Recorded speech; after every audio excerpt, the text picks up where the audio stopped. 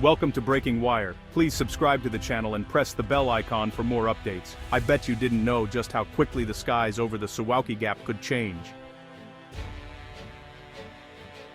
The skies over the Suwałki Gap have grown louder. Dozens of U.S. Air Force A-10 Thunderbolt IIs, Warthogs, have suddenly appeared near Russia's Kaliningrad border, escalating NATO's military posture. These aircraft, from the 355th Wing, were rapidly deployed to bases in Poland and Lithuania, catching the public and even some officials off guard. The A-10 is not a fighter jet, it's a ground attack aircraft built to destroy tanks and armored vehicles. Its presence signals a focus on countering a potential ground invasion, not just routine drills. The deployment puts these tank killers within minutes of Kaliningrad, a heavily fortified Russian exclave. This move comes after months of rising tensions and reports of Russian military buildup in the region. NATO interprets the arrival of A-10s as a direct response to these threats, a clear act of deterrence. The US is sending a message: any aggression against Poland or Lithuania will be met with overwhelming force. Leaders in Warsaw and Vilnius welcome the Warthogs as a guarantee of security, while some Western European capitals worry about escalation. The Baltic Sea, once quiet, is now a focal point of global strategic competition. The A-10's arrival has transformed the region's atmosphere overnight. The world is watching what happens next. To grasp the stakes, you need to understand Kaliningrad. This Russian exclave, wedged between Poland and Lithuania, is a military fortress with a Baltic Sea coastline. Once the German city of Königsberg, it's now a hub for Russia's Baltic fleet and advanced weaponry. Iskander missiles stationed here can strike Warsaw, Berlin, and Copenhagen, conventional or nuclear. Kaliningrad's anti-access bubble is designed to keep NATO at bay in any conflict. Its proximity to the Suwałki Gap, a narrow land corridor linking the Baltics to NATO, makes it even more critical. In a crisis, Russian forces could surge from Kaliningrad and Belarus to cut off the Baltic states. Securing the Suwałki Gap is essential for NATO's defense of Lithuania, Latvia, and Estonia. The A-10 deployment is directly tied to protecting this vulnerable corridor. For Russia, Kaliningrad is both a strategic asset and a symbol of national pride. Any threat to it is seen as a threat to Russian sovereignty. The region's economy and population are deeply tied to its military role.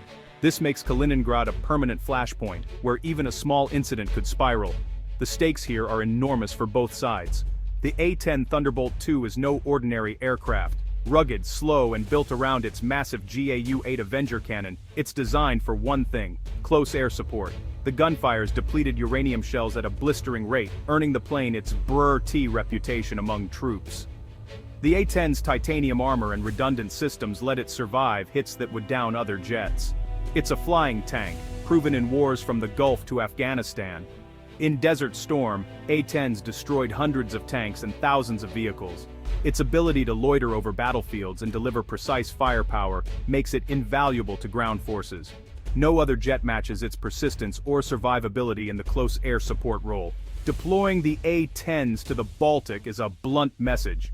NATO is ready to counter Russian armor. The Warthog's presence tells Moscow its ground forces would face devastating losses in any incursion. This is not subtle diplomacy. It's a clear warning.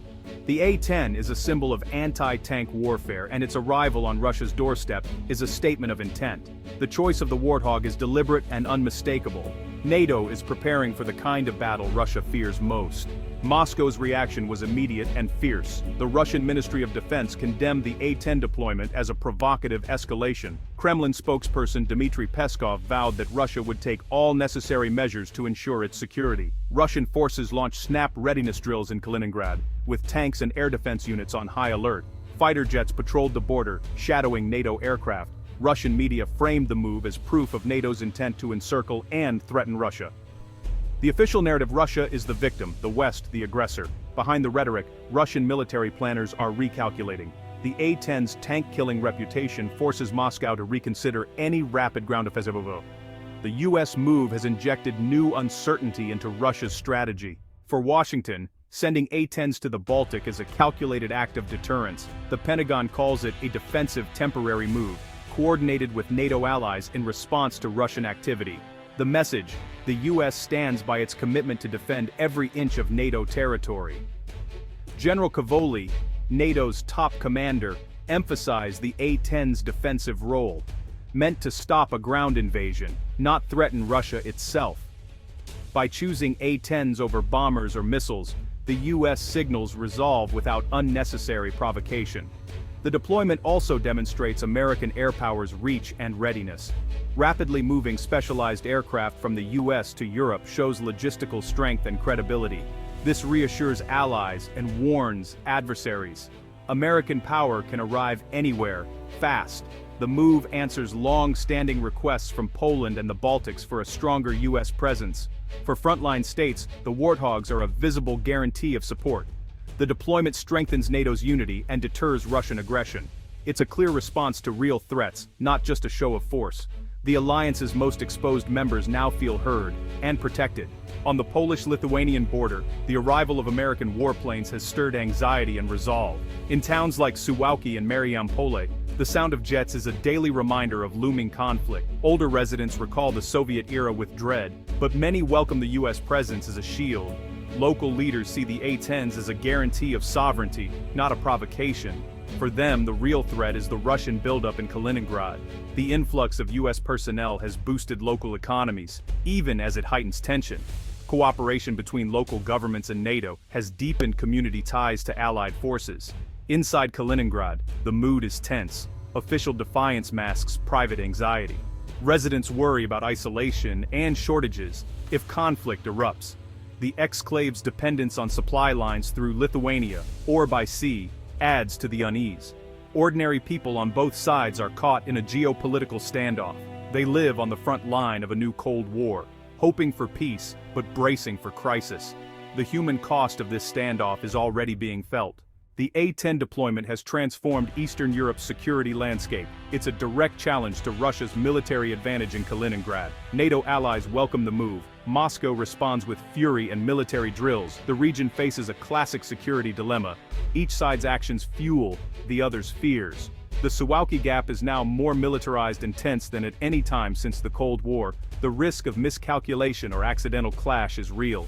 Diplomats scramble to de-escalate, while commanders remain on high alert. The world watches to see if this standoff stabilizes or spirals. The future of European security hangs in the balance. Will this show of force deter conflict or bring it closer? The answer may shape the world for years to come.